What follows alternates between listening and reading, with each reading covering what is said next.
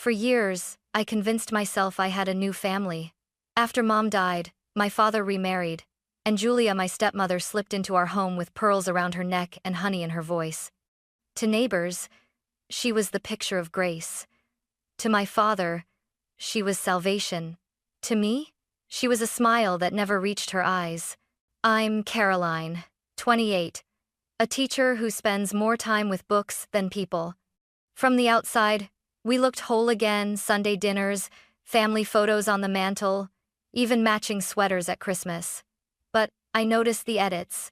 In every picture, my place shifted. In every meal, mine was just a little different. And then came the night of the boxes. Labeled neatly, ribboned like gifts. Julia slid one toward me, her lips curving. Yours is special. You've always been different. That was the moment I knew I wasn't imagining things anymore. I still remember the first night Julia moved into our house. My father, Michael, was glowing, almost boyish again, as if grief had never touched him. He poured wine, pulled out her chair, and called her a blessing we didn't deserve. I wanted to believe him. I wanted to believe that maybe this elegant woman with her soft laugh and pressed blouses could stitch up the hole my mother's death left behind. But the truth showed itself in fragments, never all at once. At dinner, Julia carved steak for my father, set a perfectly seared salmon before herself, and slid a plate of plain boiled chicken toward me with a smile. "Light is better for your figure, Caroline," she said sweetly. My father chuckled, missing the sting. I forced a thank you. On my birthday, she handed me a cookbook labeled "Simple Meals for the Beginner Cook." Dad clapped like it was thoughtful. Meanwhile, Julia wore that same tight smile, as if daring me to protest. I didn't. The little things stacked higher each year. If she bought chocolates, my box would always be off-brand. If she poured coffee, mine came lukewarm. If she posted pictures online, the captions never mentioned me. Once, when we posed for a family portrait, she angled her body just enough to edge me out of the frame. Dad didn't notice, he rarely did. "Julia just wants to help," he'd say whenever I complained. "She's trying." But help doesn't feel like exclusion. Help doesn't taste like humiliation hidden behind politeness. And Julia's kindness always carried the weight of a performance, perfect when others were watching, sharp and cutting when no one else was there. It was Sophie, my closest friend, who first put it into words. Over coffee one morning, I told her how Julia made me feel invisible, how she wrapped cruelty in silk and sugar. Sophie stirred her latte, frowning. "Caroline, this isn't just about being disliked. She's isolating you. That's intentional." Her words lodged deep, because deep down I knew she was right. I told myself I could survive it, that I'd simply keep my distance, stay polite, and protect the fragile balance my father seemed so desperate to preserve. But balance has a way of tipping. And Julia, with her perfect lipstick and carefully curated kindness, was waiting for the right moment to push. And when she did, it came in the shape of a box with my name on it. By the time spring rolled around, the pattern had carved itself too deep to ignore. Julia's small gestures weren't accidents. They were deliberate reminders that I didn't belong. Take Christmas, for example. She filled my father's stocking with leather gloves and cologne, hers with sparkling jewelry, even the dog's with treats. Mine? A dollar store hairbrush with missing bristles. "Oh, I thought it was cute," she said, feigning innocence when I pulled it out. Dad laughed it off, sipping his eggnog. Or the family dinners. Julia would lean across the table, resting her manicured hand on Dad's, and purr about how he deserved the world after all he'd been through. Then, almost as an afterthought, she'd glance at me. "Caroline, you wouldn't understand. You've never had to sacrifice like your father." Those words stung worse than any off-brand chocolate ever could. I confided in Sophie again one rainy evening at our favorite coffee shop. She was the only person who didn't dismiss my feelings. I told her about the gifts, the meals, the way Julia cropped me out of photos. Sophie set her mug down firmly. "Caroline, she's gaslighting you. She wants you to question yourself. But you're not crazy. You need proof." "Proof?" I asked, startled. "Yes, evidence. Because your father clearly isn't seeing it. People like Julia thrive in the shadows, make her cruelty visible, and she loses her power. I stared into the swirl of foam in my cup, unsettled, but also relieved. For the first time, someone had named what I'd been living through. That night, I replayed Sophie's words in my head. Julia wanted me silent, doubting myself. She wanted me to swallow her insults with a smile, the way I had for years, and I had let her. But I couldn't shake the thought. What if Sophie was right? What if the only way to make my father see was to capture Julia exactly as she was, when no one else was watching? It seemed dramatic, almost paranoid, but deep down I felt something was coming. Julia had grown bolder lately, sly comments sharper, gifts more insulting, her eyes lingering too long when she thought no one noticed. And then, one evening, she leaned across the table during dinner and said, "We should plan a little getaway, just the three of us. I'll handle the meals." Her smile was sweet, but in my chest, alarms went off. Because if Julia was planning something, this getaway might finally reveal it. And I wasn't about to walk in blind. The getaway, Julia suggested, quickly took shape. A cozy lakeside cabin 2 hours outside Portland. Fresh air, no distractions, just family, she trilled, sliding glossy brochures across the table as if she were selling paradise. My father's eyes lit up. He loved the idea. I forced a smile, but my stomach twisted, because I knew what just family meant in Julia's dictionary. It meant control. It meant no escape routes. That night, I called Sophie. She didn't even hesitate. "You need to bring cameras." I laughed nervously. "You make it sound like a spy movie." "Caroline, I'm serious. You've told me enough. She singles you out constantly. You said she wants to prepare meals? That's your chance. Document everything. Otherwise your dad will keep brushing it off." The next day, Sophie showed up at my apartment with a small package. 4 button-sized cameras, a pocket Wi-Fi router, and a flash drive. "Easy to hide," she said. "And if nothing happens, fine. But if it does, you'll finally have proof." I held the little devices in my palm, feeling both ridiculous and strangely empowered. Maybe it was paranoia. Maybe it was survival. When the weekend arrived, Julia was in full hostess mode. She greeted us on the cabin porch wearing a fitted vest and cashmere scarf, her lips painted in that ever-present shade of rose. "Welcome, welcome," she cooed, kissing my father on the cheek before pressing a quick, perfunctory hug against my shoulders. Inside, the cabin smelled of cedar and lemon polish. A long wooden dining table dominated the main room. Julia tapped the surface with pride. "This is where we'll share our meals, very communal, very intimate." My father chuckled, already charmed. I excused myself to unpack. In my room, with the door closed, I unzipped my bag and stared at the cameras. My pulse hammered. If I did this, there was no turning back. But Sophie's voice echoed in my head. "Make her visible." So I did. Late that night, after everyone had gone to bed, I moved through the cabin in silence. One camera went high in the kitchen corner, another above the fridge, a third disguised as a coat hook in the hallway. The last I placed in my room, just in case. When I slipped back into bed, the router blinking faintly in my bag, I exhaled for what felt like the first time all day. The next morning, Julia was already humming in the kitchen, sleeves rolled, hair perfectly pinned. She set a steaming cup in front of me before I could ask. "I made something special for lunch," she said brightly. Her tone was sugar, but something in her eyes told me it was laced with venom. By the second day at the cabin, Julia's patterns began to show themselves. She cooked with theatrical flair, gliding from stove to counter, humming as though she were in a commercial. My father looked at her like she was a miracle worker. To him, the roasted chicken, the neatly arranged salads, the loaves of warm bread meant love. To me, it meant performance. Because once again, my plate was different.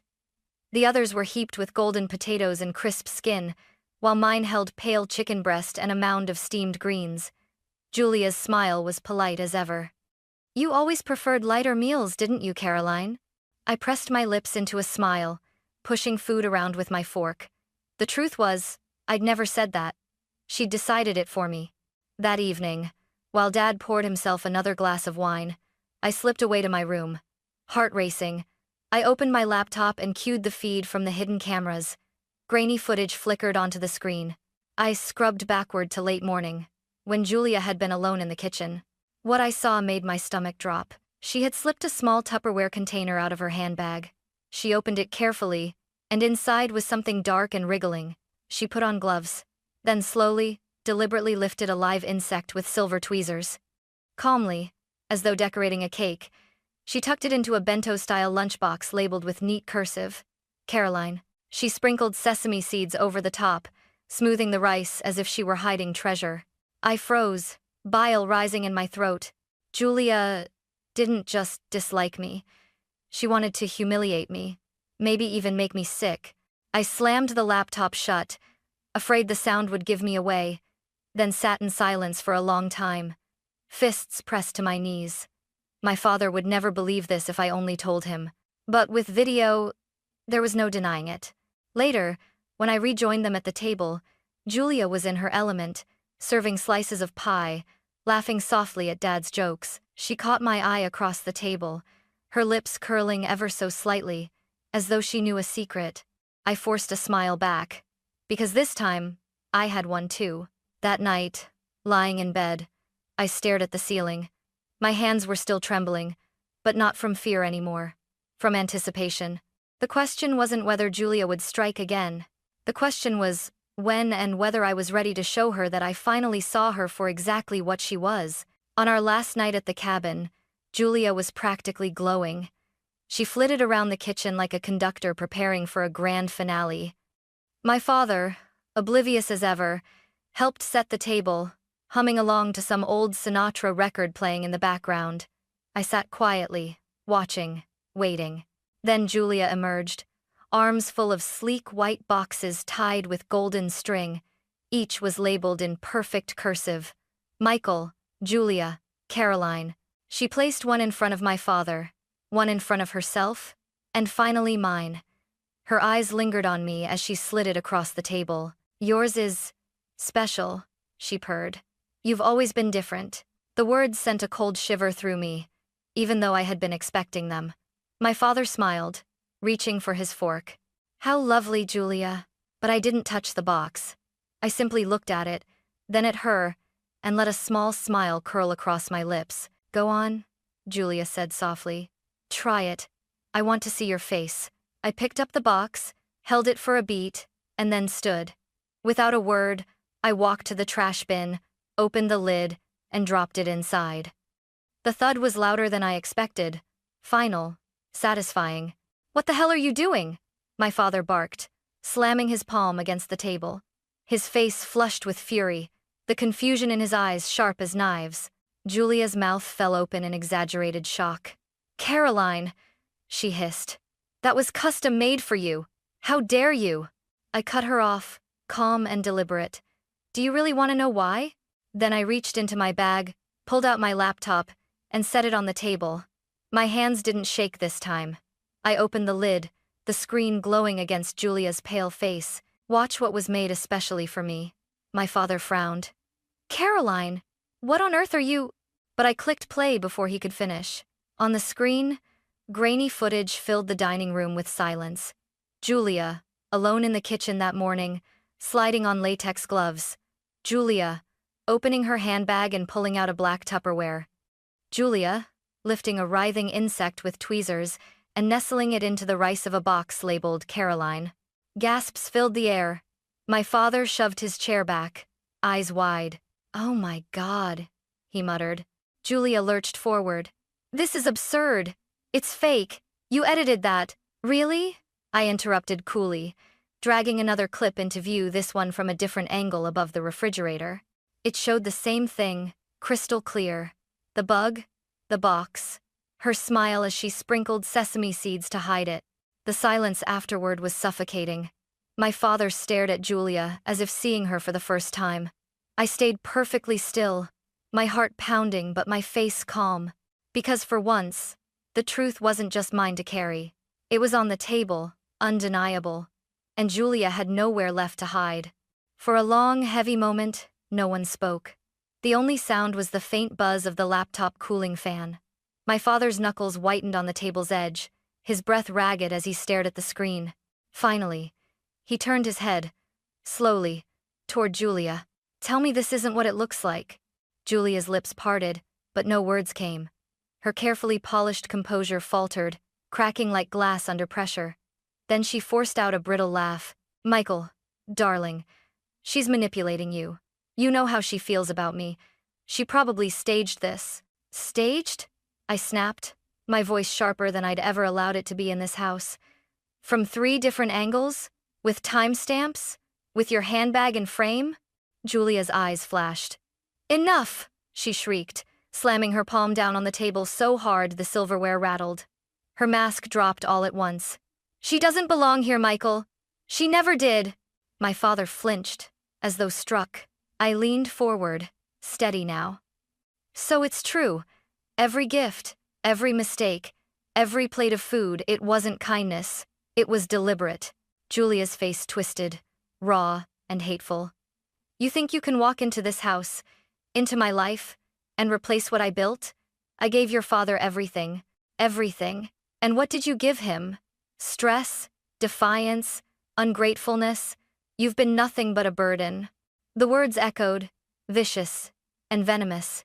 For years I'd heard them in subtler forms, hidden in sweet tones, disguised as suggestions.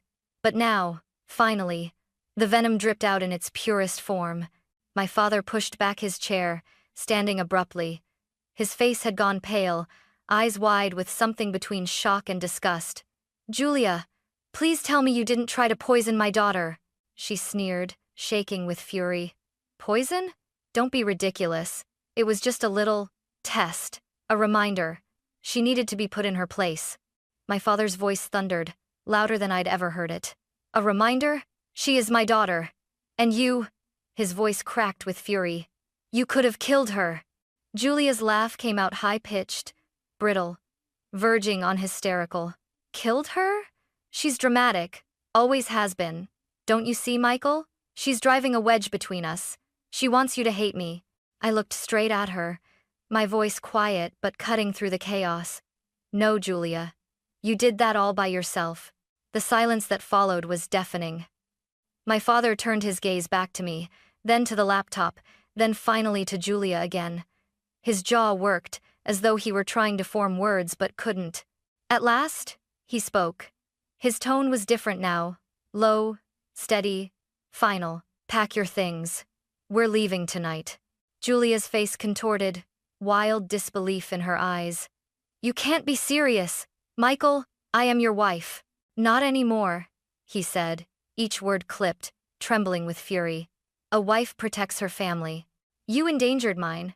Julia shot up from her chair, her voice breaking into a scream. "Don't you dare walk away from me. After everything I sacrificed, I am the reason you survived losing her. Without me, you'd still be drowning." My father's voice cut through hers like a gavel. "Without you, Caroline might be dead." The room went still. Julia staggered back as though the words had physically struck her. For the first time, she seemed small, cornered. I stood, closing the laptop, my heartbeat steady. "You wanted me gone, Julia. But tonight, it's you." My father nodded, eyes never leaving hers. "Caroline, get your things. We're leaving now." As I walked to my room to pack, Julia's scream followed me down the hallway, a raw, desperate sound, half fury, half grief. But I didn't turn back, not once, because for the first time, my father had finally seen her for who she really was. And for the first time, I wasn't standing alone. We left the cabin that night, under a heavy sky, the kind that presses down on your chest. My father drove in silence, his hands gripping the wheel so tightly his knuckles looked bloodless. The headlights carved a thin path through the darkness, while Julia's screams still echoed in my ears. I sat in the passenger seat with my laptop balanced on my knees. For once, I didn't feel small. I felt steady. Certain. The proof was mine. The truth was out. When we reached home, I hardly slept. By morning, I walked into the local police station with the flash drive clutched in my hand. The officer at the desk raised his brows as he skimmed the footage.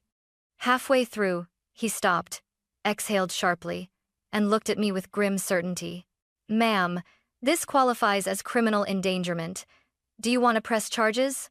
Yes, I said, my voice unwavering. Within the week, a restraining order was filed. Julia was forbidden from contacting us, approaching me, or stepping foot on our property. For the first time in years, I felt like the law itself was on my side. But Julia didn't vanish quietly. The phone rang at midnight, blocked numbers. Emails arrived from burner accounts, alternating between syrupy apologies and venomous rants. I only wanted what's best for your father. You'll regret turning him against me. You don't understand what real sacrifice looks like. Each one I filed, saved, printed, and handed to the police. I refused to let her words sink back under my skin. Still, her presence lingered in the air, like smoke after a fire. It was my father who suffered most in the aftermath. One evening, as I came downstairs with a folder of Julia's emails, I found him sitting in the dark living room, head in his hands. "Caroline," he murmured, his voice breaking. "How did I not see it? How did I let her treat you that way, right under my nose?" I hesitated, then sat beside him. For years I'd begged him to notice, to hear me, to believe me. And now, he looked at me with eyes full of shame. "Dad," I said softly, "you wanted to believe in her because she made you feel alive again after Mom. I don't blame you for needing that, but I do blame her for using it against you and against me." His breath hitched. "I failed you." "No," I corrected, reaching for his trembling hand. "You failed to see, but now you do. That's what matters." Tears slid down his face, a sight I'd only seen once before at Mom's funeral. He squeezed my hand, his voice thick. "I swear to you, Caroline, I'll never let anyone hurt you again, not while I'm still breathing." In that moment, the guilt that had weighed on me for years, the loneliness of being unseen, lifted just enough for me to breathe easier. Because finally, my father wasn't just my protector in name. He was on my side. Fully, fiercely, completely. But deep down, I knew Julia wasn't finished. People like her never just fade away. And I was right. Because 3 months later, she found a way back into my life, one last desperate plea that would test the boundaries of my resolve. It happened on an ordinary afternoon. I had just finished grading a stack of papers and was walking home from the grocery store, plastic bags cutting into my hands. My phone buzzed. Blocked number. For months I'd learned to ignore them, but something in me, morbid curiosity, maybe made me swipe and lift it to my ear. "Caroline." Her voice was faint, raspy, unrecognizable at first. Then I knew. "Julia." I didn't speak. "Thank God you picked up," she whispered. "I have nothing. Your father's gone. The lawyers drained me. I can't pay rent. I can't buy food. Please, please help me."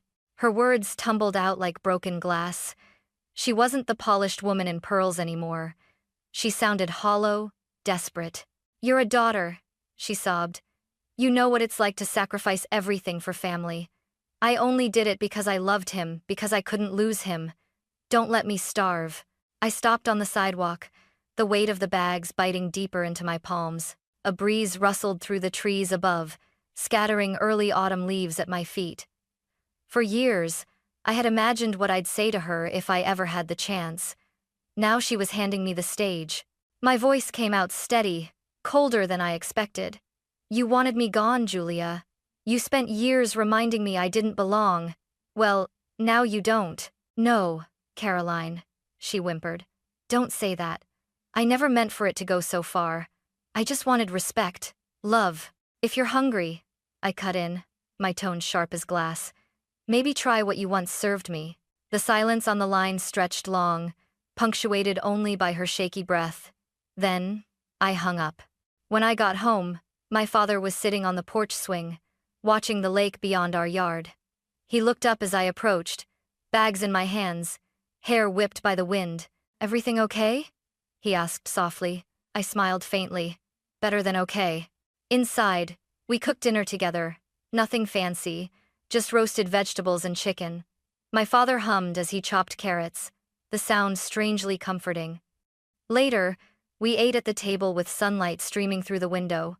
No tension, no eggshells beneath our feet. Just us. As laughter spilled into the warm kitchen air, I realized something. We weren't free because Julia was gone. She still existed somewhere out there, bitter, broken, unraveling. We were free because she no longer had power, not over my father, not over me. Her cruelty had once defined my place in this family. Now, it defined only her downfall. And for the first time since my mother's death, I felt whole again, not because of the woman who tried to replace her, but because I had survived her.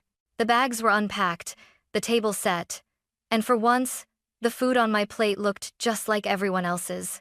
Simple, ordinary, equal.